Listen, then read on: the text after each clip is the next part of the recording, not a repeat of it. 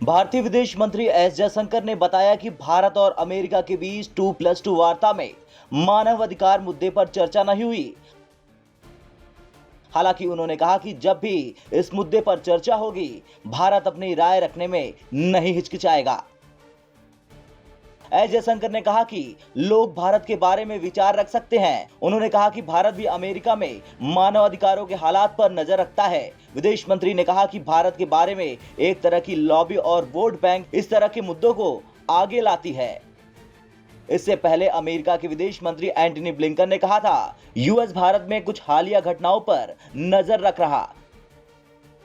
भारत में कुछ राज्यों, पुलिस और जेल के अधिकारियों द्वारा मानव अधिकारों के हनन में वृद्धि हुई है। भारत और अमेरिका के बीच 2+2 बातचीत के बाद ब्लिंकन, एस जयशंकर, राजनाथ सिंह और अमेरिकी रक्षा मंत्री लॉयड ऑस्टिन ने प्रेस कॉन्फ्रेंस को संबोधित किया था। इस दौरान मानव अधिकार से जुड़े सवाल पर विदेश मंत्री एस जयशंकर ने कहा कि बैठक में इस मुद्दे पर चर्चा नहीं हुई।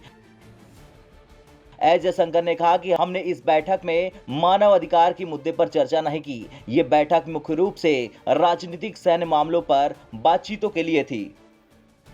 एस जयशंकर ने कहा कि जब ब्लिंकन भारत आए थे तब ये मुद्दा सामने आया था। मुझे लगता है कि अगर आप उस प्रेस वार्ता को याद करते हैं तो मैं बता दूं कि हमने इस मुद्दे पर चर्चा की थी और हमने अपनी बात रखी थी। लोगों को भारत के बारे में विचार रखने का अधिकार है। उन्होंने कहा कि एक तरह की लॉबी और वोट बैंक इस तरह के मुद्दों को आगे लाती है।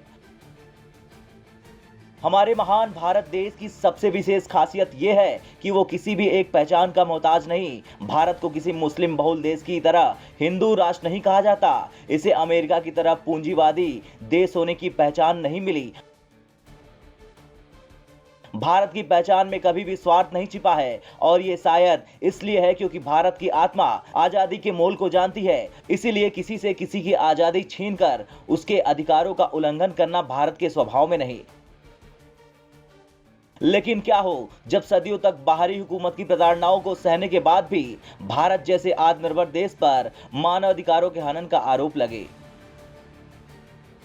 दरअसल 2+2 बैठक के बाद संयुक्त कॉन्फ्रेंस में अमेरिकी विदेश मंत्री एंटनी ब्लिंकन ने कहा था, हम मानव अधिकार के इन साझा मूल्यों पर अपने भारतीय भागीदारों के साथ नियमित रूप से बात करते हैं। हम भारत के कुछ हालिया घटनाक्रमों की निगरानी कर रहे हैं जिनमें मानव अधिकार हनन के मामले शामिल हैं। हमने सरकार, पुलिस और जेल अधिकारियों द्वारा मानव अधिकारों के हनन में बढ़ोतरी देखी है।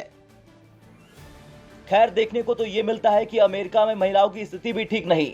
अमेरिका में महिलाओं को एक कमजोर वर्ग के रूप में देखा जाता है।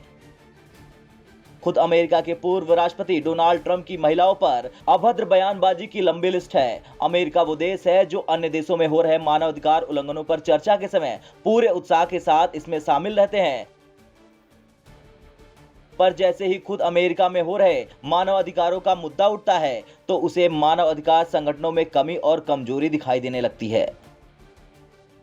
ब्यूरो रिपोर्ट, भारत तक।